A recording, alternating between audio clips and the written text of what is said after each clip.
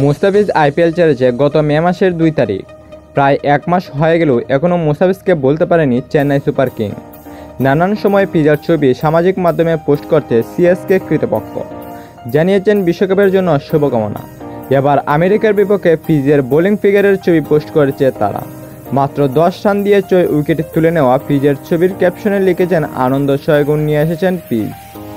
গতকাল 25শে মে আমেরিকার বিপক্ষে ম্যাচে নিজের ক্যারিয়ারের সেরা বোলিং করেন মুস্তাফিজুর রহমান। আমেরিকার বিপক্ষে 4 ওভার বল করে মাত্র 10 রান দিয়ে তুলে নেয় 6 উইকেট।